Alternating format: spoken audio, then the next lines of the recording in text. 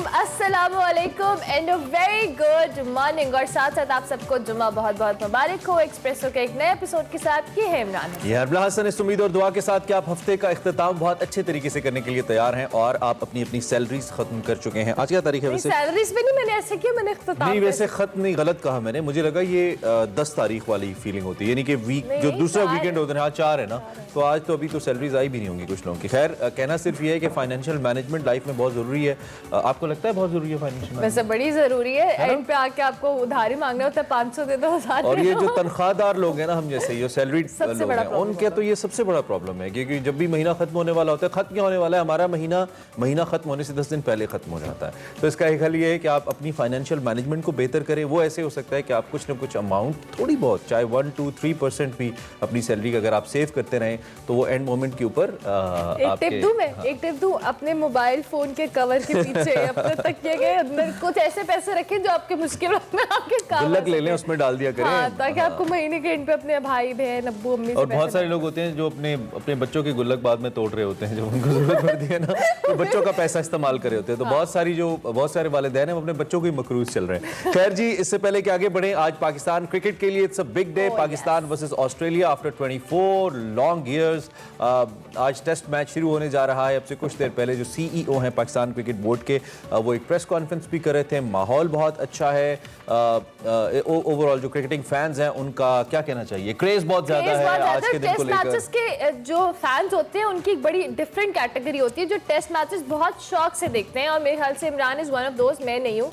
मुझे लगता है टेस्ट मैच देखने के लिए बड़ा आपको हौसला, तहम्मुल, टेम्परामेंट चाहिए होता है, बट स्टिल टेस्ट मैच देखना इटसेल्फ एक बहुत ज़बरदस्त एक्सपीरियंस है। और आज पिंडी वाले ये तमाम चीज़ें एक्सपीरियंस करने वाले हैं, क्योंकि आज फुल क्राउडेड। और कल इमरान मुझे ये भी बता रहे थे कि पीसीबी की जानिब से टिकट्स भी सस्ती रखी जी, ये सब सस्ती रखी गई। ये रमीज राजा साहब ने कुछ चीजें बड़ी अच्छी की हैं। उससे क्रिकेट बोर्ड को भी फायदा हो रहा है। अभी हमने ये भी सुना है कि कुछ यंग क्रिकेटर्स को, ऑलमोस्ट कोई 100 क्रिकेटर्स हैं जिनको कॉन्ट्रैक्ट भी ऑफर किया है पाकिस्तान क्रिकेट बोर्ड ने। उससे भी काफी बेहतरी आएगी। सो ओवरऑल अच्छे फैसले हैं, पाकिस्तान क्रिकेट के लिए अच्छा दिन है। लेकिन साथ आपको खबर ये भी दे दें, हमारी इतलात ये भी है कि बारिश भी हो सकती है रावलपिंडी में। और पिंडी और बारिश कहते हैं ना, वैसे ही रावलपिंडी की बारिश का और लोगों का कोई एतबार नहीं है। पिंडी के लोगों का नहीं, वैसे कह रहा हूँ। तो बारिश भी हो सकती है। मैंने कुछ नहीं कहा। अच्छा, मैं तो इस सेट पे थी नहीं भाई। मैं तो बता रही हूँ, ऐसा नहीं है भाई, हम खुद मतलब वहीं के हैं, तो ऐसा कुछ नहीं है। लेकिन ये आज बारिश भी हो सकती है। तो आपको बताएंगे आज मैच के बारे में भी, इसमें इन डिटेल बात करेंगे। विद दैट वीकेंड भी है, जुम्मा भी है। शुरू करते हैं और दिखाते हैं आज का लाइनअप।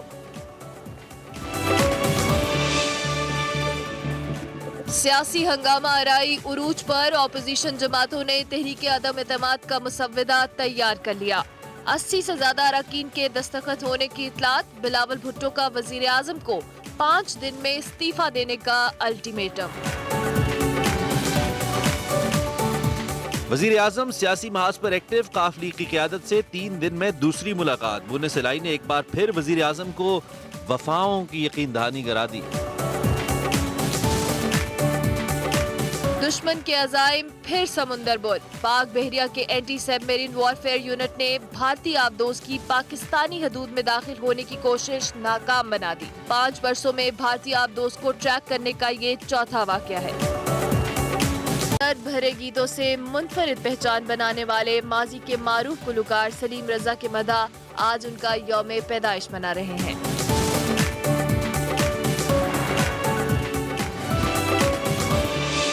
एक्सप्रेसो हेडलाइंस आपने जानी, लाइनअप आपको पता चल गया है। पहले घंटे में हमारे पास क्या क्या है, सेगमेंट्स भी हैं, लेकिन आगाज में बात करेंगे आज की बड़ी खबर में सियासत पर की।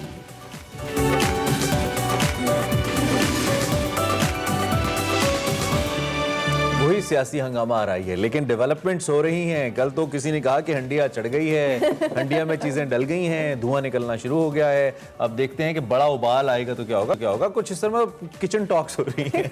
अच्छा, दावों की भरमार है जी। तहरीक अदम एतमाद के मामले पर जो सियासी जोड़ तोड़ है वो उरूज पर है। मुलाकातें रादर उरूज पर हैं। हुकूमत है एक जानब अपोजिशन है, अपनी अपनी हिकमत अमली फाइनल करने में मसरूफ है। इतलात ये भी आ रही हैं कि जो अपोजिशन है उसने तहरीक अदम एतमाद का जो मुसविदा है, ड्राफ्ट तैयार कर लिया है। इस पर 80 से ज़्यादा अराकीन के दस्तखत भी करवा लिए गए हैं, कुछ ऐसी भी इतलात हैं, जबकि कौमी असम्बली का इजलास बुलाने के लिए रिक्विजिशन भी तैयार कर ली गई है। अगर हम तरीके अदम एतमाद और रिक्विजिशन का जायज़ा लें तो किसी भी वक्त जमा कराए जाने का इम्कान मौजूद है। और इस वक्त कौमी असम्बली में अगर हम नंबर गेम की बात करें, जो कि बहुत ज़रूरी है करना, because I always say it's all about numbers, तो 179 हुकूमत के अराकीन मौजूद हैं, जबकि अपोजिशन के 162 अराकीन हैं। और अपोजिशन ये दावा कर रही है कि 24 मजीद अराकीन उनके साथ मौजूद हैं। और इत्तलात तो ये भी हैं कि अपोजिशन ने तहरीक अदम एतमाद के बाद जो सूरत हाल पैदा होनी है, जो एक बहरान भी कह सकते हैं कि कौन आगे हुकूमत चलाएगा, वो फार्मूला भी उन्होंने तैयार है। लेकिन वजीर आजम को या तहरीक इंसाफ को इस बात का बिल्कुल नहीं है। हाँ, वही कह रही हूँ ना, उनको कोई इल्म नहीं है। अगर तहरीक अदम एतमाद कामयाब हो गई तो मुस्लिम लीग को वजारत उज़्मा का जो ओहदा है वो मिलेगा, जबकि स्पीकर कौमी असम्बली की कुर्सी पीपल्स पार्टी के हिस्से में आएगी। ताहम पंजाब के वजीर आला के लिए नामों पर ताहाल इत्तफाक नहीं हो सका।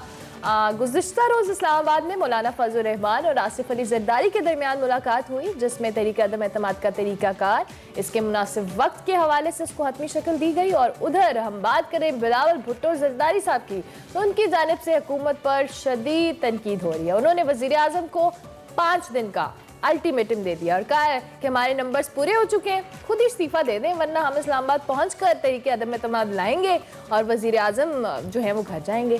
और वजीर आज़म भी सियासी महाज पर मुतहरिक है। वजीर आला पंजाब उस्मान बुज़दार और वजीर आला खैबर पख्तूनख्वा महमूद खान को इस्लामाबाद तलब किया गया है और उनसे वन ऑन मुलाकातें भी की गई हैं। उसके बाद उन्होंने जी चौधरी परवेज़ इलाही के जो साहबजादे हैं और वफाकी वजीर हैं मोनिस इलाही साहब, उनसे मुलाकात की और मौजूदा सियासी सूरत हाल पर ख्याल किया। और साथ साथ ये भी कहा जा रहा है कि उन्होंने उनको फिर अपनी वफादारियों का यकीन दिलाया कि हम आपके साथ खड़े हैं। तो अब इसी सारी सूरत हाल पे बात करें, इसी सूरत हाल पे बात करनी है। आमिर सीनियर सहाफ़ी हमारे साथ मौजूद हैं। आमिर साहब, थैंक यू वेरी मच। वो अक्सर ये होता है कि ख़ानदान का जब कोई बड़ा रुखसत होने लगता है ना, अभी वो रुखसत नहीं हुआ होता, तो जो चाचू हैं या जो पप्पू हैं वो कहना शुरू कर देते हैं कि ये वाला ज़मीन का हिस्सा मेरा है, ये वाला घर मैं लूँगी, ये चीज़ मेरे हिस्से में आएगी। पंजाबी में कहते हैं पिंड बजा नहीं थे चक्के तो ये कहते हैं। अभी ऐसा कुछ हुआ नहीं है, लेकिन ये जो ओहदों की तकसीम है ये हमें पहले नज़र आ रही है। ऐसा लगता है कि बहुत एक्साइटेड हैं अपोजिशन की जमातें, लेकिन उनकी एक्साइटमेंट अपनी जगह, जो कि होनी भी चाहिए। दूसरी जानिब वज़ीर आज़म का एतमाद भी कमाल है, बड़े पुर एतमाद नज़र आते हैं जहाँ पे भी जाते हैं। जो भी तकरीर कल भी उन्होंने की तो उसमें भी बड़े पुर एतमाद नजर आए। तो क्या होगा? कहते हैं $100 मिलियन, ये जितने भी आप डॉलर इससे मुंसलिक कर लें उतना ही बड़ा सवाल है। लेकिन इसके खिलाफ की जो मुझे बड़ी दिलचस्प बात नजर आती है कि वो एक मिसरा है ना कि हरकत है तेज सर और सफर आहिस्ता आहिस्ता। तो इनका सफर कुछ आहिस्ता आहिस्ता हो रहा है। आप देखें तो ये बड़ा मेरे ख्याल में एक टेलिंग साइन है कि जो इनको एक लॉन्ग मार्च करनी थी पीडीएम ने, उसको इन्होंने कहा कि गालिबन हम नहीं करेंगे। क्यों नहीं करेंगे, एक सवाल है। अच्छा, दूसरा इससे मुंसलिक सवाल है कि अगर आपके पास कहते हैं अदद पूरे हो गए, नंबर्स पूरे हो गए, तो फिर कोई कबाहत नहीं होनी चाहिए आपको लाने के लिए जो नो कॉन्फिडेंस। तो देखिए कि वहां पर भी आपको नजर आ रहा है कि अभी तक कोई चीजें वाज़ेह नहीं है कि तारीख क्या होगी, क्या आपकी डेडलाइन है। पोस्टरिंग बहुत ज्यादा है और जाहिर है कि वो कहते हैं कि गेम ऑफ नर्व्स है, हर चाहते हैं कि जी पहले कौन पलक झपकता है। जाहिर है कि पूरा एक माहौल बनाया हुआ है, मीडिया को बहुत अच्छी तरह से इसके खिलाफ इस्तेमाल कर रहा है। लेकिन अभी मेरे ख्याल में बहुत ही कबल वक्त होगा इस चीज को समझना कि जी बिल्कुल जो गेम है वो पूरा का पूरा इसके खिलाफ के हाथ में आ चुका है, ऐसा नहीं है। और हुकूमत के पास भी खेलने को बहुत सारे पत्ते हैं। उसके साथ ये जो अभी आप फरमा रहे थे कि जी इन्होंने हिस्से बकरे कर लिए, इन्होंने ये तय कर लिया कि किसको क्या ओहदा मिलेगा, तो मेरे ख्याल में इसमें भी कोई इतनी आसान जो है मसाइल वो नहीं है।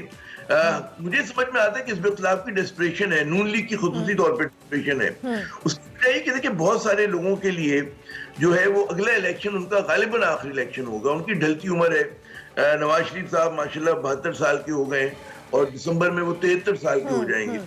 शहबाज शरीफ साहब 71 बरस के हैं, सितंबर में वो 72 बरस के होने जा रहे हैं। तो उन्हें पता है कि जी वक्त जो है बड़ा कम है। और अगर जो नून लीग अगर इस तरह का एक माहौल ना बना के रखे तो उनके लिए अपनी पार्टी को इंटैक्ट रखना, जब उनके पता चले कि जी अगले 5 साल अगर हमें इक़्तिदार नहीं मिलना तो दिखाएंगे कि इट्स राउंड द कॉर्नर है, मिलने वाला है आपको इक़्तिदार, बस आप तैयार रहें। तो पार्टी को इंटैक्ट रखने के लिए भी, अपनी सफ़ों को आरास्ता रखने के लिए, मोबिलाइज करने के लिए हैं। और उसके साथ हमें एक और नजर आती है कि खुद नून लीग में बाज लोग जो समझते हैं कि वक्त नहीं है कि आप जो है अगर आ जाते हैं कि इमरान खान को रुखसत करके हुकूमत बनाए, क्योंकि जो सब चैलेंजेस हैं तो कोई भी मतलब उस तरह से जो है, जो हमारी मईशत की सूरत हाल है, जो बैनुल अक़वामी चैलेंजेस हैं, अंदरूनी सूरत हाल है, जो खिलाफ के लिए कोई कहते हैं ना कि केक वॉक नहीं होने जा रही। जी सही, ठीक हो गया। अच्छा आमिर ज़िया साहब, जिस तरह से आपने खुद भी कहा कि अपनी सियासत में खुद को इन रखने के लिए ऑब्वियसली ये हथकंडे इस्तेमाल किए जा रहे हैं, और ऑब्वियसली गवर्नमेंट दूसरी जानिब बड़ी पुरएतमाद है। नंबर्स के हवाले से अपोजिशन मुख्तलिफ तरह के दावे कर रही है कि जी 24 का हमारे साथ और लोग मौजूद हैं। अब ये नंबर गेम हुकूमत के लिए कितनी इंपॉर्टेंट होगी, और आपको लगता है कि जो कॉन्फिडेंस तहरीक इंसाफ की जमात को या प्राइम मिनिस्टर साहब को खुद है, क्या वो इस हवाले से मुकम्मल कॉन्फिडेंट हैं कि जो नंबर गेम्स है वो उनके हाथ में है और इस हवाले से उनको कोई अपसेट नहीं होगा? देखिए, अपसेट के इम्कान है। हिज़्ब इख्तिलाफ के मेरे कई रहनुमाओं से बात हुई है, उन्हें अवाम से ज्यादा, अपने आप से ज्यादा उनको इस बात का वो उस कहते हैं ना कि हवा के चलने का इंतजार करें जो मुबैना तौर पे कहीं से चलनी है, और वो जो है वो चल के नहीं दे रही। ठीक है ना। अब ये एक तल्ख हकीकत है हिज़्ब इख्तिलाफ के लिए। अच्छा, दूसरी बात आती है कि जी हुकूमत के वो जो नंबर थे, हमारे एक एंटी डिफेक्शन लॉ है, उसके तहत फर्ज करें कि किसी पीटीआई के रुकन ने तंजीमी डिसिप्लिन की खिलाफ वर्जी करते हुए कहीं और एक पार्टी से लाइन से अलग वोट डाला, तो हुकूमत साजी के लिए वो मेंबर नहीं होगा वहां पर नेशनल असेंबली का। ठीक है, वहां पर आप देखेंगे कि एक अगर फर्ज करें बकौल इनके कि 24 नशिस्तें चली जाती हैं, 20 चली जाती हैं, कोई भी नंबर आप ले लें ना, तो इसका मतलब है वहां पे कि आप ज़मीनी इंतखाबात करने जाएंगे, उसमें फिर ये दावा करें कि कुछ लोगों को अकोमोडेट करेंगे। लंबी एक्सरसाइज है। देखिए, हुकूमत खत्म होने में, टर्म खत्म होने में 1.25 साल, 1.5 साल से भी कम अरसा है, और उसमें अगर आप ये 2-3 महीने और जाया कर दें, उसके अंदर फिर मतलब है कुछ माह पहले इमरान खान को हटाने की कोशिश की भी जाए, तो मतलब इमरान खान ज्यादा लीथल होंगे, संभालेंगे नहीं, संभलेंगे नहीं। आमिर ज़िया साहब, ये जो PMLQ वाला ऊंट है ना, ये किसी करवट बैठता नजर नहीं आता। मुनाई है वो जब वजीर आजम के पास जाते हैं, वो कहते हैं कि आपने घबराना नहीं है, और जब सहाफ़ी परवेज़ इलाही साहब से सवाल करते हैं वो कहका भी लगाते हैं और मुख्तलिफ बावर्ची खाने की इस्तिलाहों में जवाब देते हैं कि जी हंडिया चढ़ गई है, उबाल आने वाला है, सामान रख दिया गया है। ऐसा लगता है कि कहीं ना कहीं तो कुछ है। और दूसरी जानिब उन्होंने कल तो ये भी कह दिया है कि अगर इतनी बड़ी हंडिया चढ़ी है तो कुछ ना कुछ तो निकलेगा। ये भी परवेज इलाही साहब ने कहा। तो और ये ऊंट किस करवट बैठता है, ये सबसे अहम इस वक्त फैसला भी है, सबसे अहम मामला भी है सारे अमल के अंदर। आपको क्या लगता है इस वक्त चौधरी बरादरान क्या सोच रहे हैं? फैसला कर बैठे हैं, इजहार नहीं कर रहे? क्या लग रहा है आपको? एक तो बात ये कि जमात छोटी सी और उसको एकदम अहमियत मिल गई, उसके मजे ले रहे हैं। ये सबसे बेहतरीन अंदाज में आपने एक्सप्लेन किया है। दूसरी बात है कि चौधरी बरादरान है, तजुर्बेकार लोग हैं, उसके साथ साथ न सिर्फ तजुर्बेकार लोग हैं, बड़ी रिवायतों के लोग भी हैं ये लोग ना। उनके घर के दरवाजे मुखालफिन के लिए भी खुले हैं, आप आए गुफ्तगू करें। और जरा परवेज इलाही जो इश्तिहारों में बात करते हैं, वो हंडिया में से तो कुछ भी निकल सकता है, दाल भी निकल सकती है, मुर्गी भी नहीं, लेकिन उसका मतलब ये नहीं कि वो जो है हिज़्ब इख्तिलाफ ही खाएगी। हो सकता है वो डिश जो है किसी और के लिए तैयार हो रही हो। मेहनत कोई करता है और फायदा कोई और। लेकिन जो भी चीज बन रही होती है उस शेफ और शेफ की क्रेडिबिलिटी उसमें बड़ी इंपॉर्टेंट होती है। जो शेफ अच्छा होता है उसके ऊपर लोगों को एतमाद होता है कि ये चीज अच्छी बनाएगा। और इस मामले में जो शेफ्स हैं, आपको पता है कि वो मंझे हुए शेफ्स हैं सियासी तौर पर जो ये डिश बना रहे हैं। वो अंग्रेजी का मुहावरा है ना, too many cooks spoil the broth. यहाँ पर माशाल्लाह इतने सारे बावर्ची हैं और सबका अलग अलग नुस्खा है।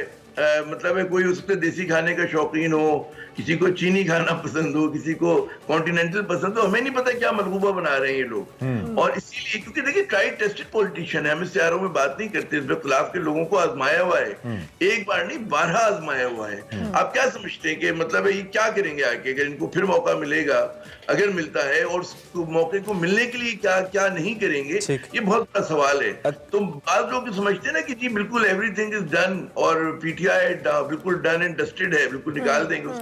इसमें तो बहुत कबल वक्त है भी कहना। अभी वो फिर मैं उर्दू का मुहावरा आपके प्रोग्राम में मैंने कहा भी तेल देखें, तेल की धार देखें। अच्छा, अमूमी तौर पे जब भी हम ओपोजिशन की क़यादत से बात करते हैं तो वो हर बार हमें किसी खुफिया हाथ, इस्टेब्लिशमेंट और इस जानिब हमें इशारा करते हैं। लेकिन कल नूर आलम खान साहब ने एक स्टेटमेंट दी, उन्होंने कहा जी अभी तक हमें कोई टेलीफोन कॉल नहीं आई और इस वक्त माहौल बड़ा प्रोफेशनल है, जो उन्होंने रेफर किया।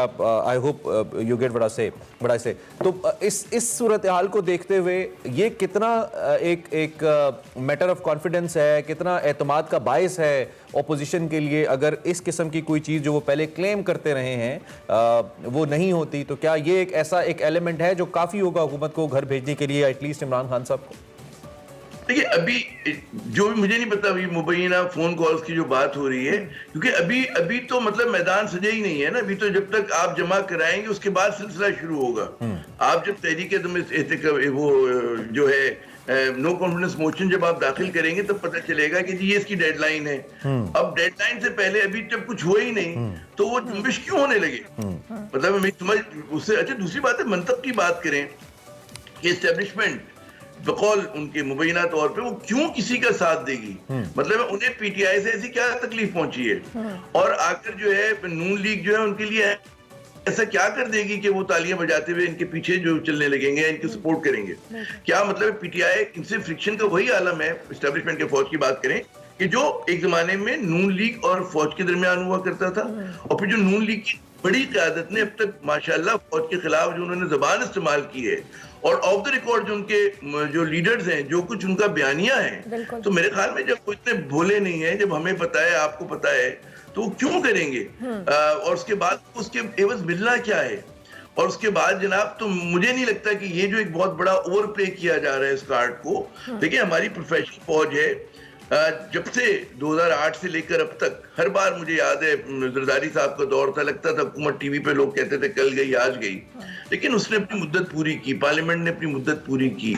नवाज शरीफ साहब भी पनामा में गए, उनको किसी मतलब फौज की साजिश, जो मुबैना इल्जाम लगाते गुस्सा उनका जो है फौज में उतरता है, भाई आपने करप्शन की थी, पनामा केस था, और हमारे यहाँ बदकिस्मती है कि जी व्हाइट कॉलर क्राइम को आप सजा नहीं दे पाते। तो जो आपने किया है उसका तो अशरीर कुछ भी नहीं हुआ। फिर उसके बाद ये भी होता है हमारे जैसे मुल्क में, क्योंकि आप बाअसर हैं, ताकतवर हैं, तो आपको जेल से उठाकर लंदन भेज दिया जाता है। तो ये सारी चीजें जो हैं हुई हैं हमारे यहाँ। और उसके बाद मैं वही कहूंगा कि मुझे मंतकी लॉजिक नहीं लगता, क्योंकि देखिए तदाद की भी नौयत नहीं है पीटीआई और फौज के दरमियान, जो कि नून लीग और फौज के दरमियान हुआ करती थी अदम इत्मीनान की। अभी कुछ भी नहीं समझते कि कल तक हम मरियम साहिबा जो है वो पता नहीं क्या क्या जुमलेबाजी करती थी, नवाज शरीफ साहब खुद लंदन से बैठ के जुमलेबाजी करते थे, और 2 महीने में वो सारे दाग धुल जाएंगे और जनाब उसके बाद वो अच्छा वो कहेंगे जी आपसे अच्छा कोई नहीं है, हम आपके सर पे ताज सजा देंगे आपको, मतलब है। तो ऐसा मेरे ख्याल में नहीं होता। बच्चा जमहूरा नहीं है पाकिस्तान की फौज, पाकिस्तान की अवाम बच्चा जमहूरा नहीं है कि बेटा घूम गया। तो मैं दिले खुशफहम को है, बहुत ज्यादा उम्मीद है इनको, गलत उम्मीद है। अच्छा आमिर शाह साहब, एक तरफ तो हमने अभी काफ लीग के हवाले से आपने बड़े बेहतर अंदाज में एक्सप्लेन किया कि इस वक्त सेंटर ऑफ अटेंशन वो हैं, तो दूसरी जानिब जहांगीर तरीन ग्रुप के हवाले से भी बड़ी बातें हो रही थी, और लीगी रहनुमा जो जावेद लतीफ साहब है उन्होंने कहा कि लंदन में नवाज शरीफ साहब और जहांगीर तरीन की मुलाकात होगी। आपको लगता है कि ये मुलाकात जब होगी तो ये गेम चेंजर साबित होगी, या इससे कोई धचका लग सकता है हुकूमत को ओवरऑल? मेरा सवाल एक और है कि चले मुलाकात तो किसी से भी हो सकती है, मुलाकात तो मोदी से भी हो सकती है ना, मैं जो तो दुश्मन मुल्क है, तो मुलाकात में कुछ नहीं जाता। आज यूक्रेन रूस लड़ रहे हैं, आपस में बातचीत भी कर रहे हैं, बातचीत होना है। नून लीग जो है जहांगीर तरीन साहब को ऐसा क्या देगी कि वो जो है इतना बड़ा प्लंज ले ले, इतनी बड़ी छलांग लगा? तो मेरे ख्याल में कुछ नून लीग के पास देने को नहीं है उस तरह की चीज ना।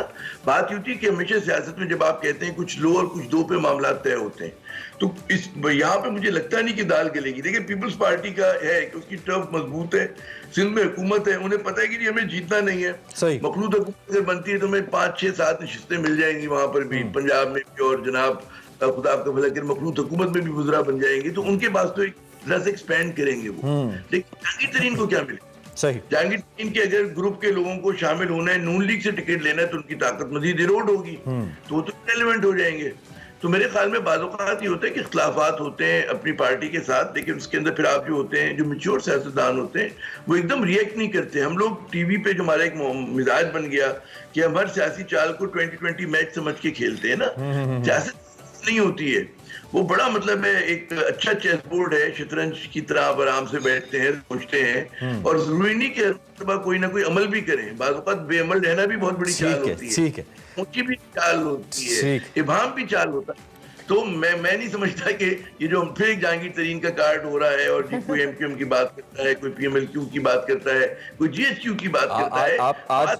आज तो आपका एतमाद भी इस हवाले से बिल्कुल इमरान खान जैसा लग रहा है आमिर साहब।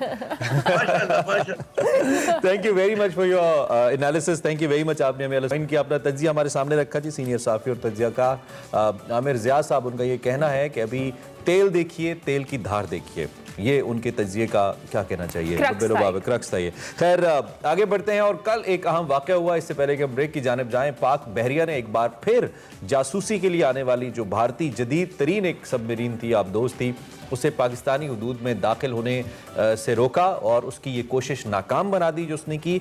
इसका रास्ता रोक कर उसे भागने पर मजबूर कर दिया। DGISPR major general Babar Iftikhar ने मजमूम भारतीय साजिश का पर्दा चाक करते हुए बताया कि 1 मार्च को ये भारतीय जदीद तरीन आबदोज इसने पाकिस्तान में दाखिल होने की कोशिश की, लेकिन पाक बहरिया के मुस्तैद जवानों और अफसरों ने बेहतरीन पेशावराना महारत का मुजाहिरा किया और इस आबदोज की कोशिश को नाकाम बनाकर इसे भागने पर मजबूर कर दिया। DGISPR के मुताबिक मौजूदा सिक्योरिटी माहौल और पाक बहरिया की जारी सीज़ पाक के दौरान यह अहम वाकया रोनुमा हुआ, जबकि हिंदुस्तानी आबदोज पाकिस्तान मेरीटाइम जोन में जासूसी और मश्क से मुतल्लिक जो मालूमात है वो इकट्ठा करने के लिए आई थी। पाक बहरिया ने मशकों के दौरान चौकस रहने का सबूत दिया और पाकिस्तान नेवी के एंटी सबमरीन वॉरफेयर यूनिट ने 1 मार्च को जदीद तरीन हिंदुस्तानी जो आबदोज है उसको कबल अज़ वक्त रोका और ट्रैक किया, और 5 साल के दौरान आपको बताते चले ये चौथी बार भारतीय आबदोज पकड़ी गई है। DGISPR ने भी कहा कि ये पाक बहरिया की सलाहियत और पाकिस्तान की समंदरी सरहदों के दिफा का अज़्म भी है और इसकी अक्कास भी है। ये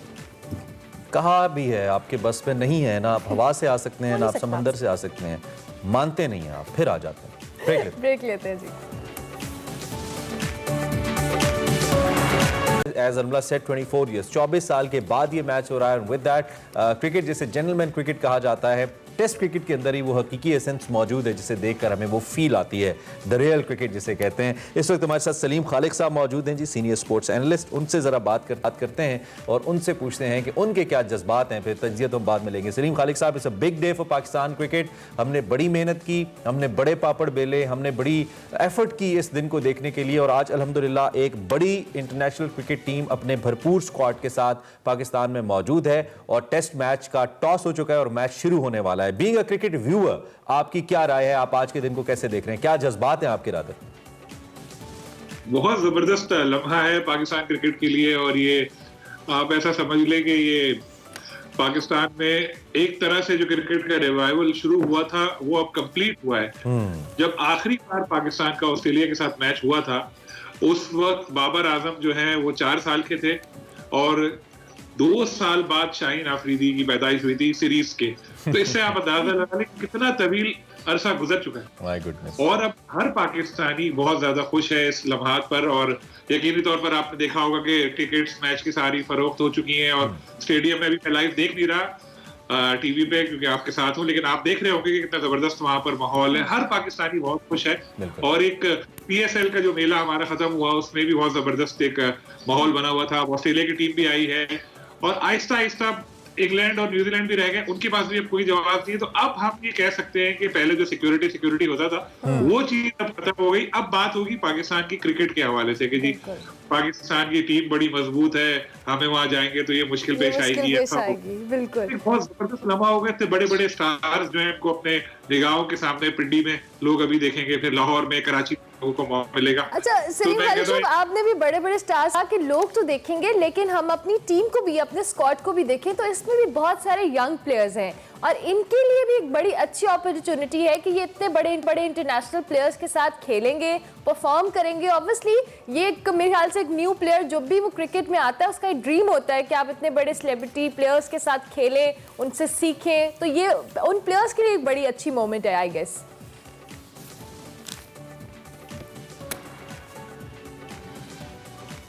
रातों रात स्टार बन जाएगा और जो बंधे हुए प्लेयर है उनके लिए भी एक जबरदस्त लम्हा होगा। जैसे बाबर आजम अगर इस ऑस्ट्रेलियाई टीम के खिलाफ सेंचुरी बनाए तो उसके बाद वो बैट लहराएगा और चारों तरफ उसके अपने पाकिस्तानी हम वतन तालियां बजा रहे हैं। उसका क्या कैफियत होगी बाबर आजम की, जब आइंदा कभी मिले तो उससे पूछेगा। ये एक सही क्रिकेट फैन के जज्बात वाला एनालिसिस दे रहे हैं आप, यकीन जानिए, आई कैन फील इट। जी सलीम साहब, मैं यही बता रहा था आपको। इसी तरह जो दूसरे यंग प्लेयर हैं या जो ऐसे सीनियर प्लेयर भी हैं जिनको मौका ही नहीं मिला था कि होम ग्राउंड पर बड़ी टीम के खिलाफ खेलने का, वो भी बड़े खुश हो गए। एक और बड़ी इंपॉर्टेंट बात यह है कि अमूमन इससे पहले जो पाकिस्तान टीमें आई, चाहे वो साउथ अफ्रीका हो दूसरी, कई स्टार्स जो हैं दस्तबरदार हो गए। किसी ने सिक्योरिटी का बहाना बनाया, किसी को IPL के डॉलर नजर आने लगे। इस दफा ऑस्ट्रेलिया की जो टीम यहाँ आई है मुकम्मल मजबूत टीम है, वो सारे स्टार्स उसमें शामिल हैं, इसलिए पाकिस्तान के लिए भी वो तैरने वाला साबित नहीं होगी। अगर हम ये सोच रहे हैं कि टीम 0 है तो जरा थोड़ा देखना पड़ेगा हमको। पाकिस्तान के लिए भी बहुत ही इंपॉर्टेंट सीरीज है सही। परफॉर्मेंस के हिसाब से। चलें आप फिर जरा क्रिकेट पे आ जाएं, जरा टीम कंपैरिजन पे आ जाएं। और आज आपका जो आर्टिकल है वो भी पाकिस्तान में क्रिकेट की बहार के टाइटल से है, रोजनामा एक्सप्रेस के अंदर। ये बहार तो आ गई, अब जरा टेक्निकली स्पीकिंग टीम्स कहाँ स्टैंड कर रही हैं? If we have a team analysis, तो आपकी नजर क्या कह रही है? कहाँ पे किस शोबे में हम बतौर टीम आपको मजबूत नजर आ रहे हैं, और किस शोबे में हमें ज्यादा टफ टाइम मिल सकता है हमारे होम ग्राउंड पे ऑस्ट्रेलिया की तरफ से? देखिए, बात यह है कि पाकिस्तान के लिए इस सीरीज से पहले कुछ ऐसी चीजें हुई जो माइनस पॉइंट में जाता है। कुछ प्लेयर हमारे इंजर्ड हुए, हसन इंजर्ड हो गए, और उसके बाद जैसे कि आपने देखा कि कोविड हो गया, हारिस को सही मशरफ इंजर्ड हो गए। पेस अटैक में हमारे थोड़े मसाइल नजर आते हैं मुझे, क्योंकि नसीम वगैरह के लिए है, लेकिन फिर भी मसाइल हैं। क्योंकि शाहीन आफरीदी हमारा नंबर 1 बॉलर है, बल्कि दुनिया का नंबर 1 बॉलर है, लेकिन वो T20 क्रिकेट के 4 ओवर करके अब डायरेक्ट टेस्ट मैच खेलेंगे, जहां उनको अनलिमिटेड बॉलिंग करनी पड़ेगी और प्रेशर भी सारा उनके ऊपर होगा, क्योंकि उनके साथ जो पहले बॉलिंग करते थे वो बॉलर्स मौजूद नहीं होंगे। तो शाहीन पे थोड़ा सा दबाव होगा। पेस बॉलिंग में मुझे थोड़ा सा इस तरह लग रहा है। इसी तरह ओपनिंग में आबिद अली को जो हार्ट का मसला हुआ था वो अभी तक वापस नहीं आ सके हैं, तो आज इमाम अल हक आगाज करेंगे इनका अब्दुल्ला शफीक के साथ। तो इमाम का भी कॉन्फिडेंस लेवल इतना हाई नहीं है। अजहर अली की परफॉर्मेंस जो है वो 19-20 चल रही होती है। वो 4 मैचों में फ्लॉप होते हैं, 5वें में रन करके फिर अपनी पोजीशन मजबूत करते हैं, फिर 3-4 मैचों में फ्लॉप हो जाते हैं। तो अभी हम ये नहीं कह सकते रिलायबल है। हमें जाना पड़ेगा बाबर आजम। रिजवान टेस्ट में बेहतर है, रिजवान को टेस्ट में हम वैसे नहीं कह सकते जैसे T20 में हुआ है। बाबर आजम, फवाद आलम, ये हमारे जो है मेन प्लेयर्स होंगे। और ऑस्ट्रेलिया की जो बॉलिंग है बहुत स्ट्रांग है, उसको हमें हल्का नहीं लेना चाहिए। अब देखें, आपने देखी होगी वो ऑस्ट्रेलिया के ब्रॉडकास्टर ने जो एक ट्वीट की थी कि जो पिच की तस्वीर लगाई जो बिल्कुल ज़ाहिर फ्लैट है, और एक रोड साइन उसमें लगा दिए कि भाई ये तो किसी सड़क की तरह का है कि फला जगह इतना किलोमीटर, फला जगह इतने किलोमीटर। शायद ऑस्ट्रेलिया ये समझ रहा था कि हम उसके लिए फास्ट पिचेस बना देंगे। भाई हम बेवकूफ थोड़ी है। आपको याद होगा आखिरी जो सीरीज ऑस्ट्रेलिया में पाकिस्तान ने खेली उसमें भी दोनों टेस्ट इनिंग से पाकिस्तान हारा था, क्योंकि पिचेस जो है हमें समझ नहीं आती। अब पाकिस्तान के लिए अच्छा मौका है कि स्पिन जो है हमारी बॉलिंग वगैरह बेहतर है, तो हम इस तरह का बनाए। और सबसे बड़ी चीज ये है कि अब टॉस जीत गए, बैटिंग का मौका मिला है। पिच जो है बाबर ने भी कहा बैटिंग के लिए साजगार है, वैसे भी लग रहा है एक इतना बड़ा स्कोर करें कि फिर हम ऑस्ट्रेलिया को भी दबाव का शिकार करें। और जो शाहीन की आदत है कि शुरू में ही कुछ विकेट ले लेते हैं, वैसा हो जाए तो फिर पाकिस्तान को बड़ा अच्छा मौका होगा। अच्छा सलीम खालिद साहब, दूसरी जानिब बारिश के हवाले से भी कह रहे थे रंग में भंग डलने के चांसेस हैं, तो बारिश की क्या अपडेट्स हैं? आपको लगता है कि बारिश से कोई इम्पैक्ट आएगा? ऑब्वियसली अभी जिस मोमेंटम के साथ स्टार्ट होगा ये टेस्ट मैच, बीच में अगर बारिश हो जाती है तो फिर मसला तो होगा।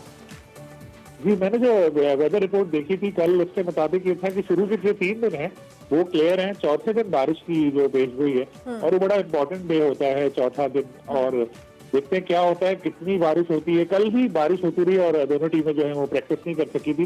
लेकिन होपफुली अगर ऐसा हुआ कि पाकिस्तान ने बड़ा स्कोर करके फिर ऑस्ट्रेलिया को जल्दी आउट कर लिया, तो 3 दिन अगर खेल पूरा हो गया तो अच्छा मौका हो सकता है पाकिस्तान के पास जीत का। और वेदर का इम्पैक्ट तो होता है, अगर खुदा न खास्ता कोई एक पूरा डे ही आया चौथा या 5वां, उसका तो फर्क पड़ेगा। लेकिन फिलहाल जो है 3 दिन तो क्रिकेट से एंजॉय करें। हाँ बिल्कुल बिल्कुल, और पहले 3 दिन अगर अच्छी क्रिकेट हमने खेल ली, अब मुस्तहकम कर लिया, तो फिर चौथा दिन हमें इतना हर्ट नहीं करेगा। सलीम खालिद साहब, थैंक यू वेरी मच, आपने हमें ज्वाइन किया। तज्जिया आप सुन रहे थे जी, बहुत बड़ा दिन है क्रिकेट के ऊपर, हमने फोकस करना। और सलीम खालिद साहब ने एक अच्छी बात की, उन्होंने कहा कि अब ये बातें डिस्कस नहीं होती दुनिया में कि पाकिस्तान के अंदर सिक्योरिटी के मसाइल हैं या security threats and all that. अब पाकिस्तान की क्रिकेट डिस्कस होती है। And I think the turning moment was Pakistan versus India match, जिसने दुनिया की सोच बदल के रख दी कि हम कितने स्ट्रांग आके वापस दुनिया के सामने आए हैं। खैर, अल्लाह करे अच्छा मैच हो, and wish you all the best both of the teams, mainly home team Pakistan. Break लेते हैं, ब्रेक के बाद आते हैं।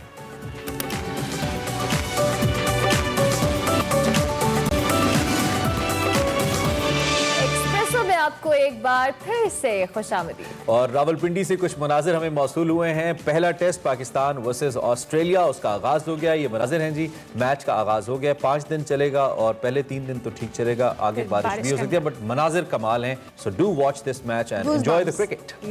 ओके, चलें जनाब आगे बढ़ते हैं और अपने segment over a cup of coffee की जाने बढ़ते हैं, जिसमें सारा बलोच आज शानी अरशद से हमारी मुलाकात करवा रही हैं और क्या बातें हुई देखते हैं over a cup of coffee.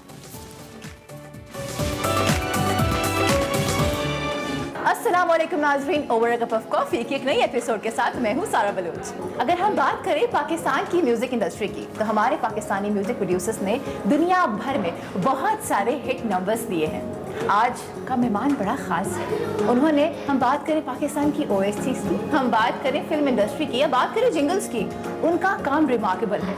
मैं वेलकम करूंगी शानी अरशद को, जो कि कंपोजर हैं, म्यूजिक प्रोड्यूसर हैं, सॉन्ग राइटर हैं और लिरिसिस्ट हैं। अस्सलाम वालेकुम। वालेकुम अस्सलाम। So good to have you on the show. Thank you. Shani, आपके प्रोफाइल में बहुत बहुत कुछ है।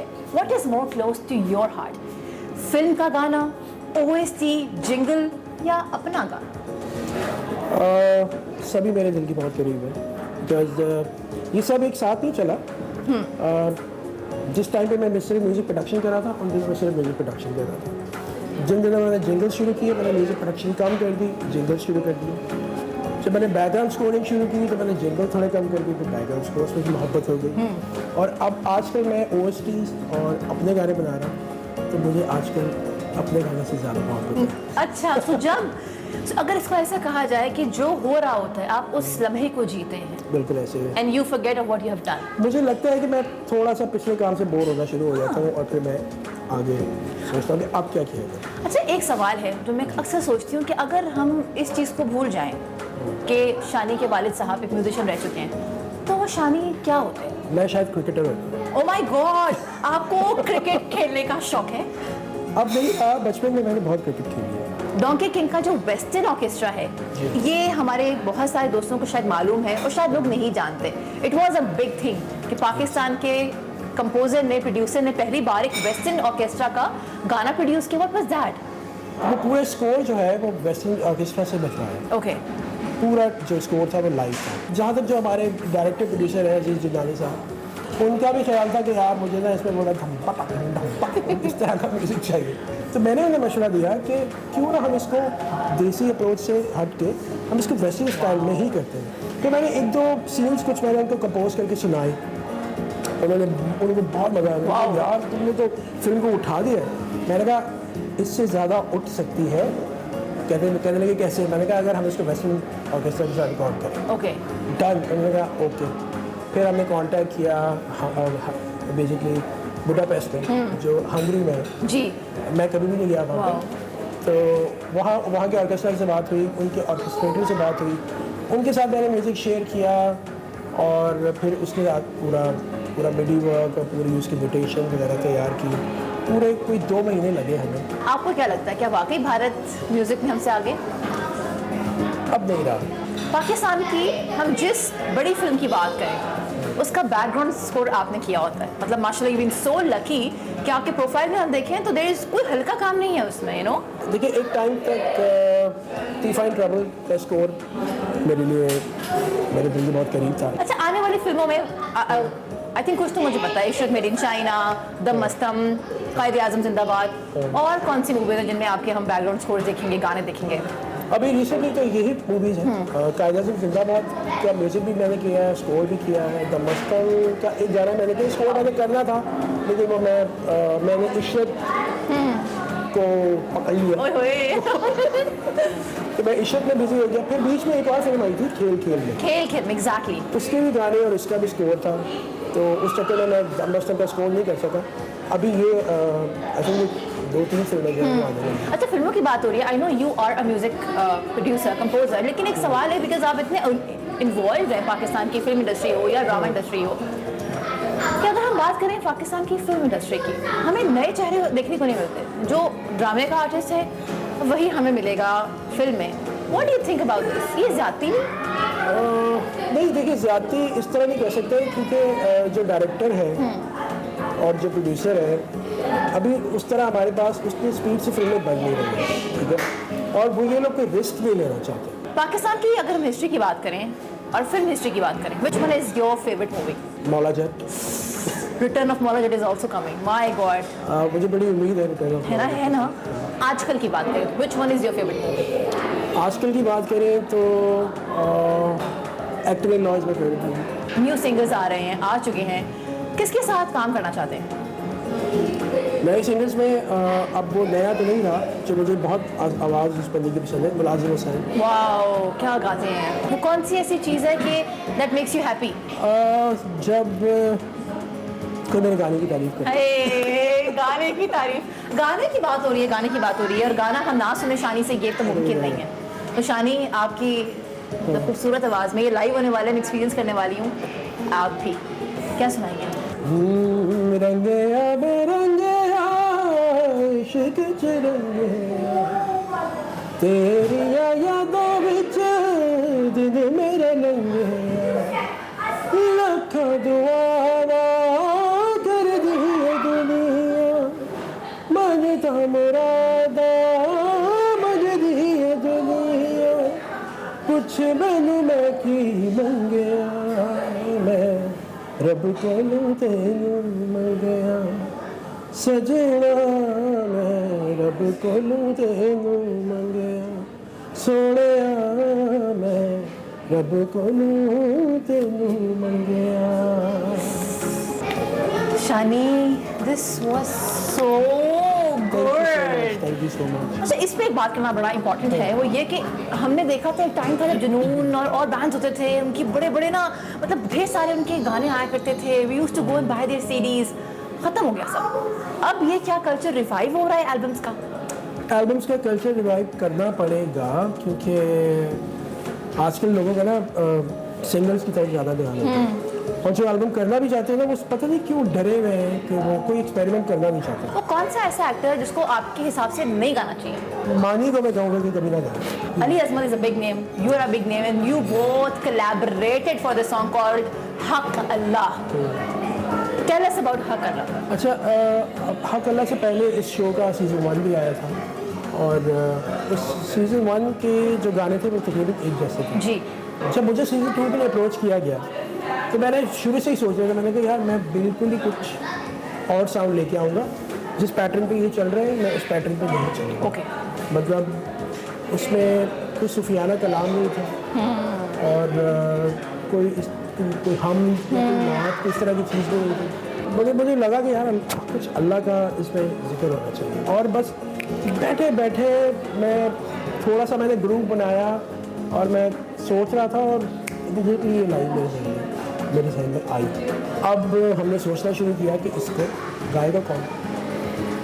तो जब हमारी ब्रांड टीम के साथ बात हुई तो उन्होंने कहा यार एक तो आवाज़ आपकी ही होगी, क्योंकि हमें ये डेमो सुन के बहुत मज़ा आ रहा है और हम नहीं चाहते कि आवाज़ इसमें से निकले, लेकिन हमें एक और आर्टिस्ट चाहिए होगा इसमें जिसका जी बड़ा नाम है। जी। मैंने कहा नहीं बिल्कुल अच्छी बात है। जब इस तरह की बात हुई तो मैंने कहा तो फिर एक ही नाम बचता है। अब मुझे साबिर साहब ने नहीं कहा था, मुझे साबिर साहब उनको जब मैंने सुनाया उनको ट्यून बहुत पसंद आई, उन्होंने खुद ही कहा इसको अली अकबर से गवाया, अच्छा लगेगा उसकी आवाज़ में।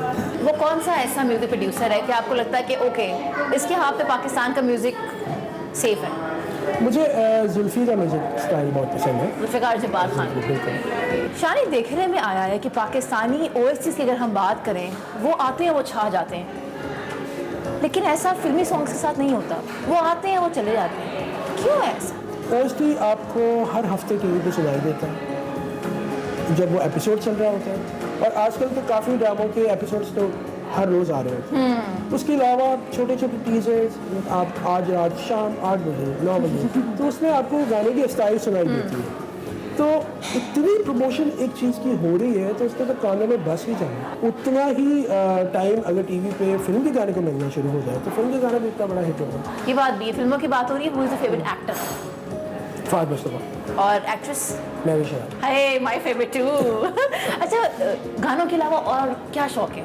मुझे एक्टिंग का भी शौक। हाँ, हाँ, ये बड़ी बात है जो आपने कभी नहीं सुनी। एक तरह से इंटरव्यू देते नहीं है ये, तो आज ये बड़ा कोई एक्सक्लूसिव इंटरव्यू है। आज बहुत सारी चीजें जो आप नहीं जानते थे, मैं नहीं जानती थी, मैं आज जान पाई। It was so good to have you and that to Lahore, by the way. 2 Karachiites बैठे हुए लाहौर में बातें कर रहे हैं। जाते जाते अपने फैंस से कुछ कहना चाहें, आपकी न्यू रिलीजेस हैं, कब आ रही हैं ये बता दो। अभी मैं अपनी एल्बम पे काम कर रहा हूँ जो कि पूरी एक पंजाबी एल्बम है। उसमें 8 गाने और 3 म्यूज़िक वीडियोज़ अभी तक मैं उसको शूट कर चुका हूँ, 3 और करना चाहता हूँ।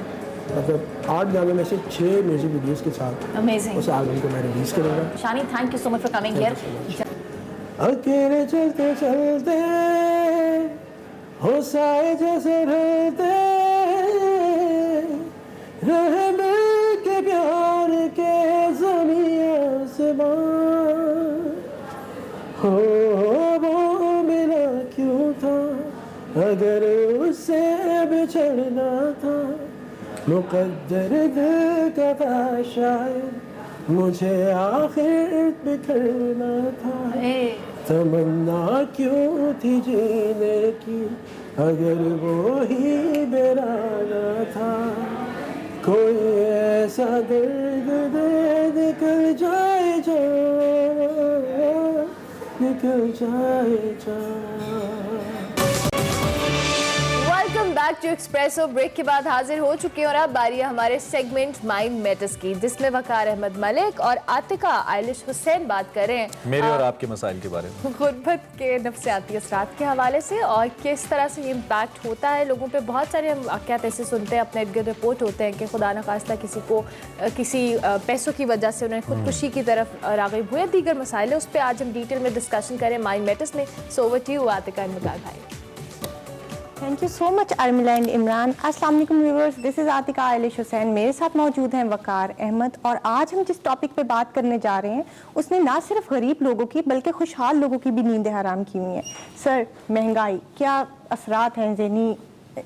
देखिए, ज़हनी अमराज के वाले से देखें तो भूख और खौफ दुनिया में ऐसी चीज़ें हैं, मेरा नहीं ख्याल कि इससे बड़ा कोई अजाब हो सकता है। आप बाकायदा एक अजाब का लफ्ज़ इस्तेमाल कर सकते हैं इसके लिए, भूख और खौफ के लिए, क्योंकि इनके जो कंसिक्वेंसेस हैं या इनके जो नताइज हैं वो बहुत खौफनाक हैं। जब भी इन्फ्लेशन होती है या अफराते ज़र होता है तो ऑफकोर्स ये महंगाई की वजह बनता है। तो अफराते ज़र के हम इकोनॉमिक जो उसका एक पर्सपेक्टिव है वो तो हम बहुत ज़्यादा डिस्कस करते हैं, लेकिन उससे कहीं ज़्यादा जो इम्पैक्ट है वो फिजियोलॉजिकल है और वो साइकोलॉजिकल है, जो इन्फ्लेशन से बराह रास्त लोग मुतासर हो रहे होते हैं। तो महंगाई का जो बराह रास्त है उसमें देखिए कि स्ट्रेस है, स्ट्रेस जो है वो एक्यूट स्ट्रेस में डेवलप हो जाता है, वहाँ से डिप्रेशन की तरफ चला जाता है, वहाँ से स्किज़ोफ्रेनिक हो सकते हैं, हेल्पलेसनेस है, जो खुदकुशी के ख्यालात हैं। तो जो साइकोलॉजिकल स्टडीज़ हैं वो हमें ये बताती हैं कि जो 3 साल का बच्चा है जो कि गुर्बत की पैदावार है या जिसने जो गुर्बत को झेल रहा है, उसके वालिदैन झेल रहे हैं आपको, और वो भी उसका एक शिकार है, तो वो जो बच्चा है जो 3 साल का बच्चा है वो अपने जो दूसरे बच्चे हैं जो कि वेल ऑफ है या बेहतर हैं उनसे वो 3 साल की उम्र में 9 महीने पीछे रह जाता है डेवलपमेंट में। ये बाकायदा साइकोलॉजिकल स्टडी है। और उसके बाद जब आप मिसाल के तौर पे 8 साल में चले जाते हैं, यानी 8 साल की एज में वो 3 टर्म्स एजुकेशन की 3 टर्म्स जो है वो दूसरे बच्चों से पीछे होता है। और इसी तरीके से वो बच्चा जो है मैट्रिक तक आप इमेजिन करें कि वो कितना पीछे रहता और उसकी वजह सिर्फ ये है कि वो जो गुर्बत है, वो जो पावर्टी है, जो मसाइल हैं। तो ये बाकायदा स्टडीज़ मौजूद हैं जो कि ये बताती हैं कि जो मेंटल, ना सिर्फ ये कि गुर्बत मेंटल इलनेस का बायस बनती है, ज़हनी बीमारियों का बायस बनती है, बल्कि होता यह है कि आप एक विशियस या एक जिसको कहते हैं मनहूस चक्कर, यानी आप गुर्बत के कैसे मनहूस चक्कर में फंस जाते हैं। क्योंकि वो मनहूस चक्कर में इसलिए कह रहा हूँ, जितना ज़्यादा गुर्बत देखेंगे उतना मेंटल इलनेस होगी, जितना मेंटल इलनेस होगी उतना ही ज़्यादा आप प्रोडक्टिव नहीं रहेंगे, उतना प्रोडक्टिव नहीं रहेंगे और आप गुर्बत में धकेलते चले जाएंगे। तो इसका मतलब यह है कि उस सर्कल को ब्रेक करना, या जिसको ट्रैप ऑफ पॉवर्टी कहते हैं, उसको जो उससे निकलना जो है उसके लिए बड़ा। यहाँ मेरा एक और सवाल है, क्या क्रिमिनल एक्टिविटीज में इसकी वजह से इजाफा नहीं हो सकता? एक कोरिलेशनिंग है, इसमें कोई शक नहीं है कि कोरिलेशनिंग मौजूद है, लेकिन ये चीज़ें बहुत कम्प्लेक्स हैं। इसके पीछे जो स्टडीज़ हैं हमें ये बताती हैं कि जो पॉलिटिक्स का जो सिस्टम है या जहाँ पे फ्रीडम ऑफ एक्सप्रेशन नहीं है, या इस तरह की बहुत सारी चीज़ें जो है वो और भी मिल के तो ये एक चीज़ बना रही होती हैं। तो बिल्कुल हम मुकम्मल तौर पे सिर्फ ये नहीं कह सकते कि पूरी दुनिया में जितना भी कहीं कोई टेररिज्म है या कहीं पे किसी जगह को क्रिमिनल क्राइम्स हैं तो उनके तमाम के पीछे जो है वो सिर्फ ये एक वाहिद कुव्वत मुतहरिका है, ये जिसको हम गुर्बत कहते हैं। इसमें डिफरेंट फैक्टर्स काम कर रहे होते हैं। सर गरीब इंसान क्या करे, कैसे स्ट्रेस से निकले? पहले तो महंगाई तो अभी नहीं कंट्रोल कर सकता, कोई किसी के बस की बात नहीं है। गरीब इंसान ऐसा क्या करे कि वो इस डिप्रेशन से बाहर निकल आए? पहली बात तो यह है कि इसमें कोई ऐसा मशवरा देना बराह रास्त बहुत मुश्किल बात होती है। बराह रास्त मशवरा देना इसलिए बहुत मुश्किल बात होती है कि ये एक बड़ा सब्जेक्टिव सी बात है। हर बंदा कुछ अपने तरह के मसाइल में निकला हुआ है। मैं यहाँ पे एज स्पीकर ये कहूँ कि आपको ये करना चाहिए, आपको वो करना चाहिए, वो जो उस मामले में फंसा हुआ है वो बेहतर जानता है कि ये तमाम चीज़ें जो हैं ये कितनी प्रैक्टिकल हैं और वो जिस मामले में फंसा हुआ है वो कितना गंभीर है। तो कहने का मतलब इसकी बहुत सारी चीज़ें हो सकती हैं, लेकिन कुछ चीज़ें ऐसी हैं जो बहुत प्रैक्टिकल हैं। मैं बहुत ऑनेस्टी के साथ, बहुत ही हमदर्दी के साथ और बड़ी मोहब्बत के साथ ये ज़रूर कह सकता हूँ, ये 3-4 चीज़ें जो बहुत हद तक मुआविन साबित हो सकती हैं इस गुर्बत की मनहूस चक्कर को और उससे निकलने के लिए। नंबर 1 मतलब अज़रा मजाक कह लें या कुछ भी, लेकिन नंबर 1 ये है कि मोटिवेशनल स्पीकर से बचें। और उसकी एक वजह ये है, मोटिवेशनल स्पीकर जो है वो एड्रेस कर रहा होता है एक मजमे को, जबकि एक्चुअली फ़र्द टू फ़र्द जो है वो चीज़ें वेरी करती हैं। तो वो एक बहुत ही डीप स्टडी आपको अलग से, क्योंकि इंसान है ना, मतलब कोई रोबोट्स है नहीं, कोई ऐसी चीज़ है नहीं कि मैं कोई नतीजा निकाल के एक मोटिवेशनल स्पीकर बन के और मैं कहूँ कि आपकी गुर्बत में ये आप करेंगे तो खत्म हो जाएगी। इस तरह नहीं है। मैं सक्सेस स्टोरीज की चंद एग्जांपल दूंगा कि फलां बंदा जो है वो इतनी गुर्बत में था, देखिए उसने लगातार स्ट्रगल करते करते वो उसमें से निकल आया। लेकिन मैं सेम स्ट्रगल में जो लोग से 497 नाकाम हुए मैं उनका जिक्र नहीं कर रहा, तो मैं सिर्फ 3 का जिक्र कर रहा हूँ। तो 497 का वेट बहुत ज्यादा है, सो वो जितना मजमा है वो 3 को तो ले लेगा, 497 तो मैंने उसको बताया ही नहीं है, तो वो किसी और तरफ निकल पड़ेगा। इसलिए मोटिवेशन स्पीकर्स में वैसी हजरत फन। लेकिन जो एक्चुअली जो इसमें से निकलने की बात है, कुछ बहुत सारे हमारे यहाँ जो बहुत सारे सोशल मामलात हैं, जो हमारे जो गाँव है, मैं उसकी एक मिसाल देना चाहूँगा कि मतलब वहाँ पे 7,000 की आबादी है, तो एवरेज 5-6 शादियाँ तकरीबन हो रही होती हैं एक महीने में। तो अब जो बजट है, घर का बजट है, मैं आपको बड़ी आसानी के साथ कह सकता हूँ कि जब वहाँ पे जाते हैं वो सलामी देने के लिए आपने जाना है, क्योंकि एक रवायत है, आपको पूछा गया है, ठीक है, आपको इनवाइट किया गया है, आप गए हैं, आपने 1,000 रुपये तो कम से कम आपने वहाँ पे देनी है, तो 5 से 6 हज़ार का तो आपका ये आ जाता है। अब जो 20 से 25 हज़ार कमा रहा है, इमेजिन कि वो 5-6 हज़ार एक ऐसी चीज़ में खर्च उसका हो रहा है जो कि मतलब बिल्कुल एक टोटल एक रवायत है, ये ट्रेडिशन है, ये जैसी भी है, लेकिन वो जो सोशल प्रेशर्स हैं उनसे निकलें कि मुझे सलामी देनी है, भाई ना दें, मैं नहीं दे सकता, नहीं हो सकता है कुछ चंद लोग बातें करेंगे, करते रहें, कोई इशू नहीं है, लेकिन मैंने लॉन्ग टर्म देखना है। सबसे बड़ा गुर्बत का प्रॉब्लम ये होता है कि गुर्बत आपसे शॉर्ट टर्म फैसले करवाती है कि आज की दिन गुजर जाए, ठीक है, वो इसका एक बहुत नुकसानदेह ये मामला है, क्योंकि वो आपको लॉन्ग टर्म फैसले आप नहीं करते। सेकेंडली, आपको हर सूरत में हाई स्कूल एजुकेशन तक पहुंचना है, मतलब ये कुछ आजकल हर कोई चाहता है कि हमारे बच्चे जो हैं वो VIP स्कूल में पढ़े और जो हमारे घर के आसपास स्कूल है वो बेकार हैं। गरीब फर्द हैं, उनके बजट पे जो बहुत बड़ा बोझ है वो ऑफकोर्स स्कूलिंग का भी है, लेकिन अगर आप पढ़े लिखे हैं तो फिर तो मैं ये समझता हूँ कि वो एजुकेशन को आप जो 21वीं सदी की एजुकेशन है, इसमें तमाम मॉडल चेंज हो रहे हैं, 21वीं सदी में सब कुछ चेंज हो रहा है, तो 21वीं सदी के साथ चलें। कोई ज़रूरी नहीं है बहुत महंगे स्कूलों में पढ़ाने का, कोई मसला नहीं है, मतलब आप अपने बच्चे को घर में पढ़ा सकते हैं। होम स्कूलिंग जो है एक बहुत अच्छा ट्रेंड है इस वक्त, बहुत ज़बरदस्त तरीके से वो ट्रेंड जारी है। एक जो चीज़ जो सबसे ज़रूरी है, आपको स्ट्रेस से भी निकालेगी, आपको डिप्रेशन से भी, बहुत सारी चीज़ों से ऑटोमेटिकली आप निकल आएंगे अगर आप 3 मंथ सेविंग के फार्मूले पे अमल करते हैं। आपको हर सूरत में, मिसाल के तौर पे मेरी अगर आज जॉब चली जाती है तो मुझे मालूम है, होना चाहिए कि 3 महीने तक अगर मुझे जॉब नहीं मिलती तो मेरा सर्वाइवल है। सो पहली प्रायोरिटी आपका 3 मंथ सेविंग का ये जो फार्मूला है इस पर जरूर होनी चाहिए। कुछ चीज़ें ऐसी होती हैं जो इम्पल्सिव होती है, मसलन आपने क्रेडिट कार्ड लिया हुआ है, जो ऐसी चीज़ ली हुई है, तो ऑफ कोर्स आप you want to be creative, आप चाहते हो कि एक बड़ी LCD हो, कुछ ऐसी चीज़ें हो, तो डोपामीन का एक फ्लड आए, आप खुश हों, अपनी खुशी के लिए कुछ और रास्ते तलाश कर लें, किचन गार्डनिंग कर लें, कोई ऐसी चीज़ कर लें जहाँ पे आपको वो खुशी यानी उसको डाइवर्ट करें। गुर्बत के लिए कोई ऐसा फार्मूला नहीं है, कोई सीधा सीधा सब्जेक्टिव है, हर बंदा किसी और तरफ फंसा हुआ है, लेकिन कुछ पॉजिटिव एटीट्यूड अगर आप अडॉप्ट कर लें और इस तरह के सोशल प्रेशर से निकल आए, 3 मंथ सेविंग का वो फार्मूला एक अपना लें, कुछ ऐसी चीज़ें करें। और हाई स्कूल एजुकेशन में इसलिए कह रहा हूँ, कुछ स्टडीज हैं जो बताती हैं कि high school education is the key जो आपने गुर्बत से निकालती है, तो हाई स्कूल एजुकेशन पे कंप्रोमाइज ना करें, बच्चों को हाई स्कूल तक तो हर सूरत में जाएं। मैं इसलिए कह रहा हूँ पाकिस्तान में 2 करोड़ 37 लाख या 30 लाख से ज्यादा बच्चा स्कूल। अच्छा जी, खुशामदीद आपको एक बार फिर। आप एक्सप्रेसो देख रहे हैं और चूंकि वीकेंड है और वीकेंड पे तकरीबन हर जुम्मे को ही हम आपको time out with Ehsan Khan के नए मेहमानों से मिलवाते हैं इन एक्सप्रेसो। मेहमानों से डायरेक्टली हम यहाँ पे नहीं मिलवा रहे, लेकिन इस दफ़ा के टाइम आउट विद एहसन में साजिद हसन और सबा फैसल साहिबा दोनों बड़े कमाल अदाकार हैं, अपने अपने अंदाज के बेहतरीन अदाकार हैं। उनके साथ कुछ कैजुअल चिट चैट एहसन साहब करें टाइम आउट विद एहसन और एक्सप्रेस एंटरटेनमेंट, जो कि कल रात आप देखेंगे बिल्कुल 9 बजे आप देखेंगे एक्सप्रेस एंटरटेनमेंट पे। तो उसका एक टीजर है, हम आपके साथ शेयर करें। देखिए, इसमें तो कोई शक होना नहीं चाहिए कि सबा को काम मिल रहा है, तो इसकी वजह सिर्फ ये है कि लोग इनको देख रहे हैं, उनकी डिमांड है और ये आके अपना काम तरीके पे वक्त पे चली जाती है। जैसे अभी ये तो बहुत यंग है माशाल्लाह। Oh, yes. इनकी तो भी 1.8 माशाल्लाह फॉलोअर्स हैं। सबा जी कोई फॉलोअर्स हमें भी दे दे थोड़े से आप यार। सवाल नहीं पैदा होंगे। मेरे 5 फॉलोअर्स हैं जिसमें एक मेरी बीवी है। She is the leader. उसने एक दिन मुझे कहा, हम गाड़ी में जा रहे थे तो हमारी किसी चीज पे बहस थी, तो कहा गाड़ी रोको। मैंने गाड़ी रोकी। मुझे देखो, it's about me. Okay fine. मैं साहब भी आपसे पूछूंगा, ये रेटिंग जो है क्या ये बड़ी मैटर करती है?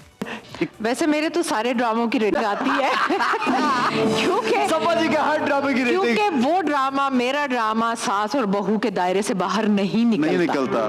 जहां आप कोई और टॉपिक लेकर आएंगे वो ड्रामा नहीं चलेगा। मुझे एक बात बताएं, आप दोनों ने कोई प्ले में काम किया इकट्ठे एक साथ? हाँ, मुझे बताएं, साजिद भाई को गुस्सा आता है सेट पे कभी? ऐसे ही आता था कभी कभी। इंडस्ट्री में इस वक्त सबसे तेज लड़का कौन है? मेरे ख्याल में मुनीब भट्ट है, वैसे बड़ा तेज। आपको इस इंडस्ट्री में सबसे अच्छी एक्ट्रेस कौन सी लगती है? जाहिर है आप मुझे कत्ल करवाएंगे। सबा फैसल, इससे बड़ी अदाकारा, इससे खूबसूरत अदाकारा, इससे शानदार अदाकारा। सलाहियत का है। जब ये होता है तो लगता है एक अदाकारी नहीं, कोई अजीब सा मौजा चल रहा है। Thank you. अच्छा, और उन दिनों आपका क़यामत ड्रामा चल रहा था जिसमें आप एक ये इतनी जालिम सास बनी, बेटे के साथ मिलके बहू का तिया पांचा करती है। ये आप क्या करती हैं? आपको शर्म नहीं आती? बस ये पूछे जरा प्रोड्यूसर और डायरेक्टर से। ऐसा कुछ अपनी बहू से है कोई मसला? नहीं, कुछ ऐसा नहीं है। सोच के जवाब दिया मैंने। बड़ी सोच के। हो सकता है उसको हो। और जिंदगी से एक बात सीखी है मैंने, अब इस एज में आकर मुझे समझ आई है। आ गई है? हाँ, आ गई है, शुक्र है अल्लाह का बड़ा है कि आप किसी को फोर्स नहीं कर सकते किसी बात के लिए, खुद वो जगह छोड़कर पीछे हो जाएं। लेकिन बात यह है कि हमें अब पाकिस्तान को एक ग्लोबल विलेज के लिए तैयार हो जाना चाहिए। मैं और तुम एक हैं। हाँ ना। मर्द साथ मर्द के नाचते हुए अच्छा नहीं लगता। मेरे 5 फॉलोअर्स हैं जिसमें एक मेरी बीवी है।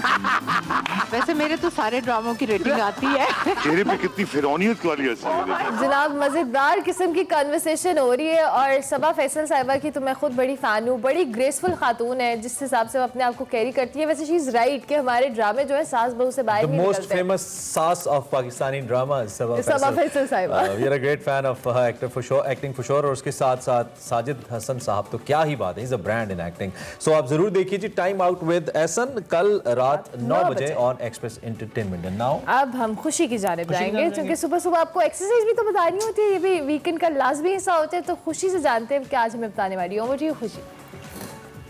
Thank you Armila, thank you Imran. So guys, आज मैं आपको आर्म्स की एक्सरसाइज बताऊंगी, ठीक है। देयर वुड बी 4 एक्सरसाइजेज जो आप दोबारा में भी कर सकते हैं, एज अ फिनिशर भी कर सकते हैं। अगर आपने अपने अपर बॉडी एक्सरसाइज कर ली है, उसमें एंड पे आपने फिनिश करनी है अपनी अपर बॉडी। फिनिशर होता है जो इन दी एंड आप एक्सरसाइज की करते हैं, तो वो हम टबाडास करते हैं या we do different exercises for the burnout. So guys, हम आर्म्स की बर्नआउट करेंगे। सो हमारी जो फर्स्ट एक्सरसाइज है वो सीटेड होगी। Seated on your knees, kneeling hammer curls, inhale, exhale. ये थोड़ा आइसोलेशन में चला जाएगा, ठीक है। ये core will be more engage. आपने टमी को टक्ड इन रखना है, ठीक है। हिप्स टाइट रखने हैं। On your knees, knee should be hip width apart and chest should be upright, ठीक है। Inhale as you pull the weight up, exhale as you flex your arm. सारे मुझे पूछते हैं कि इनहेल एक्सहेल क्यों करते हैं? क्योंकि इसमें कॉन्ट्रैक्शन, एक्सटेंशन, फ्लेक्शन अच्छी होती है, आपका मसल और स्ट्रॉन्ग होता है and it will improve your basically core strength and back strength as well. So guys, second exercise is in squat position, जिसमें हम bicep curls करेंगे, breathe in। इसमें और isolation में चले जाएंगे muscles and we're engaging our core as well। Stomach is in and same way inhale and exhale on the bottom, inhale on the top and exhale on the bottom. Third exercise is kickbacks, guys. You have to lean forward, slightly bend your knees, hips towards the wall, hinge and pull your elbows up and extend your arms back. As you extend your arms, आपने exhale करना है और squeeze करना है arms को, ठीक है? Inhale, exhale, inhale, keep your chest upright. Make sure slouch ना करें आप guys. Extend, inhale and extend. Stomach should be tucked in. And then last exercise is on the floor, guys. You need to lie down. अगर आप beginner हैं, आप light weight use कर लें, ठीक है? वैसे 5 kg is very good. Extend your arms. Arms should be right above your chest and extend. And exhale on the top. Elbows move नहीं होंगी, सिर्फ वो flexion देगी और extension देंगी, ठीक है? सिर्फ forearms move होंगे towards your forehead. Inhale and exhale. ये triceps की exercise है. पहले 2 हमने biceps की थी. And squeeze your arms on the top. Inhale and exhale. जो beginners हैं वो light weight use कर लें, ठीक है? ये 4 exercises हैं arms की, जिसके आपने 30 reps करने हैं. 3 to 4 राउंड्स करने हैं. हर राउंड के बाद आपने 1 मिनट रेस्ट लेना है. ये फिनिशर है, ये आप टबाटा में भी ही कर सकते हैं. सो इन द एंड आपने ये करना है. So try these exercises at home and give us your feedback, guys. Take care. Allah Hafiz. Thank you very much खुशी, सुबह सुबह इतनी अच्छी एक्सरसाइज बताने के लिए, जो कि हम बिल्कुल नहीं करते, लेकिन हम आपको जरूर मोटिवेट करते हैं कि आप वो एक्सरसाइज करें.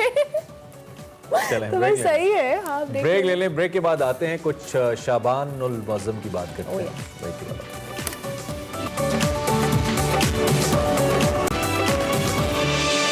एक बार फिर आपको खुशामदीद कहते हैं एक्सप्रेसो में, और आगे बढ़ते हैं. बिल्कुल प्रोग्राम का आखिरी हिस्सा है. शाबानुल मुअज़्ज़म की हम बात करते हैं. एक और बहुत ही खूबसूरत बेहतरीन महीना इबादत को लेकर, और बड़े एतदाल के साथ आप अगर इस महीने में अपनी कुछ जो रूटीन है, जो मामूल हैं ज़िंदगी के, उसको आप ठीक करना चाहें, मुझे लगता है कि तो शाबान बहुत अच्छा एक मौका होता है हमारे लिए रमज़ान की आमद से पहले. रमज़ान की आमद से पहले वैसे आखिरी महीना भी है.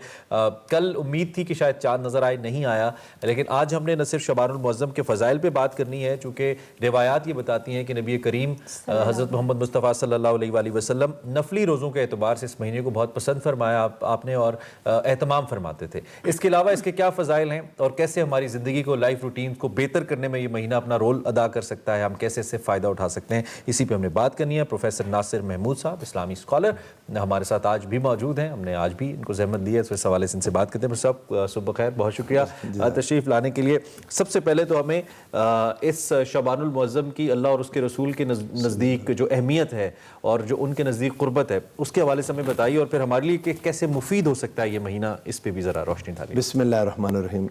हमेशा की तरह आपने बहुत ही अच्छा मौजू और जो आज की हमारी ज़रूरत है, और बिलखुसूस आज के दिन से, जो कि आज शाम इंशाअल्लाह अज़ीज़ इस माह मुबारक का आगाज़ हो जाएगा, और हुज़ूर सरवर दो आलम सल्लल्लाहु अलैहि वसल्लम इस महीने के आगाज़ से लेकर इंतहा तक रमज़ान की तैयारी में आका अलैहिस्सलाम इसको गुजारते, और आका फरमाया करते थे सल्लल्लाहु अलैहि वसल्लम कि ये मेरा महीना है, शोबान शहरी, ये मेरा महीना है.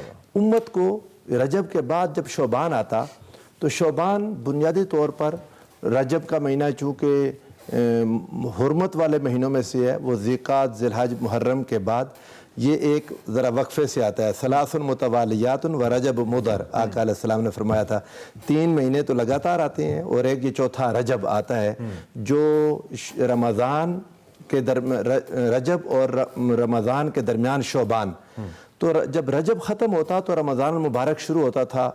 लोग इसमें इसको शोबान कहते ही इसलिए थे कि इसमें फैलने का माना है, शोबन फैल जाता, और वो फैलना क्या है, अल्लाह उसके रसूल की रहमतें फैल जाती हैं. हुज़ूर सल्लल्लाहु अलैहि आलम सल्लल्लाहु अलैहि वसल्लम ने सहाबा कराम को इस महीने की बहुत ज़्यादा तलकीन करते कि इस माह मुबारक को रमज़ान की तैयारी में गुजारो, और इसकी एक रात जो हमारे पास आती है निस्फ़ मिन शोबान, उसको हुज़ूर सल्लल्लाहु अलैहि वसल्लम ने पसंद फरमाया, और आका ने फरमाया इस महीने में तुम्हारे आमाल आसमानों पर उठाए जाते हैं, और मैं पसंद करता हूँ कि मेरे आमाल जब उठाए जाएं तो मैं रोज़े से हूँ. हुज़ूर अलैहिस्सलाम से रोज़े की मज़ीद वजह पूछी तो आका अलैहिस्सलाम ने फरमाया इसी महीने में उन लोगों को लिख दिया जाता है जो अगले साल में जिनकी वफ़ात होनी है, और मैं चाहता हूँ कि जब मेरा लिखा जाए तो मैं रोज़े से हूँ. यानी आका अलैहिस्सलाम ने इतना ज़्यादा इस महीने का एहतमाम किया, और ये हदीस पाक है और हकीकत भी है। हुज़ूर अलैहि सल्लम ने इरशाद फरमाया बहुत बरकत वाला महीना है लेकिन लोग इससे गाफिल हैं। लोग सहाबा ने पूछे या रसूलल्लाह वो कौन सा? आपने फरमाया शौबान। तो इससे गफलत नहीं इख्तियार करनी। हमने इस माह मुबारक में कुरान मजीद की तिलावत को जो हमारे उलमा ने लिखा मामूल बनाना चाहिए, क्योंकि आगे माह रमज़ान आ जाता है। उससे पहले जितना हम इसको कुरान मजीद को पढ़ सकें, ख़वातीन के लिए, बच्चियों के लिए, बिलखुसूस सैयदा आयशा सिद्दीक़ा रज़ियल्लाहु तआला अन्हा का एक फरमान बयान करूँगा। ये बुखारी में भी है, मुस्लिम में भी है। आप फरमाती थी कि अगर माह रमज़ान का कोई रोज़ा जो हमारा रह गया होता था वो पूरे न होते तो शौबान में हम हर सूरत रोज़े पूरे कर लिया करते थे। अगर किसी का भी रोज़ा रहता है, किसी का वो, और चूंकि अगला महीना फिर रमज़ान आ जाएगा, तो रमज़ान से पहले कोशिश करके पिछले साल के रमज़ान का अगर कोई रोज़ा किसी भी वजह से रह गया, किसी भी वजह से, तो कोशिश करें इस माह मुबारक में अपने रोज़े रख लें। अच्छा, शाबान के रोज़े भी हैं तो नफली रोज़े ही, लेकिन क्यों तलकीन की गई है? लॉजिकली इसकी क्या वजह आपकी समझ में आती है? इसकी एक बुनियादी वजह तो वही है कि माह रमज़ान के लिए तैयारी करना, कि नबी करीम सल्लल्लाहु अलैहि वसल्लम ने, दूसरा इसके महीनों के अजर की वजह से इसके रोज़ों का अजर ज़्यादा है। तीसरी बात ये हो सकती है कि नबी करीम सल्लल्लाहु अलैहि वसल्लम जो खुद बयान फरमा दी कि आपके अमाल जब ऊपर उठाए जाएं तो आप रोज़े से हों, ये बात ज़्यादा अच्छी है बजाय इसके कि आप दुनिया के लहव व लाभ में हो। रोज़ा इंसान को बचा लेता है बहुत सारी चीज़ों से, और रोज़े की बुनियाद सिर्फ खाने पीने से रुकना तो नहीं है। इस्लाम ने जो रोज़ा दिया है वो ज़ुबान का भी रोज़ा है, वो नाक का, आँख का, हाथ का, पाँव का, हर चीज़ का रोज़ा है। जब इंसान रोज़े से होता है तो गुनाहों से बचने की कोशिश करता है, झगड़े से बचता है, फसाद से बचता है। तो जब इन चीज़ों से बचा हो और उसका नाम अल्लाह के हुजूर पेश हो तो बहुत अच्छा है, बजाय इसके कि इंसान दुनिया के लहव व लाभ में हो और उसके अमाल आसमान पर पेश अच्छा कर प्रोफेसर, जिस तरह से आपने नफली रोज़ों के हवाले से तो बताया, लेकिन इबादत के हवाले से आपने कहा चूँकि रमज़ान से पहले ये महीना आता है तो इसकी तैयारी के लिए हमें बहुत सारी इबादत पे भी फोकस करना होता है। तो जो हजूर अकरम सल्लल्लाहु अलैहि वसल्लम की रवायत के मुताबिक किस तरह से हमें दीगर इबादत की तरफ भी तवज्जो देनी चाहिए नफली रोज़ों के साथ साथ? अच्छा, एक चीज़ तो मैं पहले ये अर्ज़ कर दूं कि इबादत का मफहूम हमने बहुत महदूद कर लिया हुआ है, पहले उसको वसी करना चाहता हूँ। हमारे यहाँ इबादत हम इसको समझते हैं कि अगर हम वुज़ू करके मुसल्ले पर खड़े हो गए या कुरान मजीद पकड़ लिया तो ये तो इबादत है, या मस्जिद में चले गए तो ये इबादत है, और बाकी ज़िंदगी की बाकी मामलात को हम इबादत नहीं समझते। असल बुनियाद ये है कि हमारी सारी ज़िंदगी अगर अल्लाह उसके रसूल के हुक्म के मुताबिक हम गुजारें तो ज़िंदगी सारी इबादत है। इबादत का माना गुलामी और बंदगी है। अल्लाह के फरमान के मुताबिक अपनी ज़िंदगी गुजार लें तो ये पूरी की पूरी ज़िंदगी इबादत है।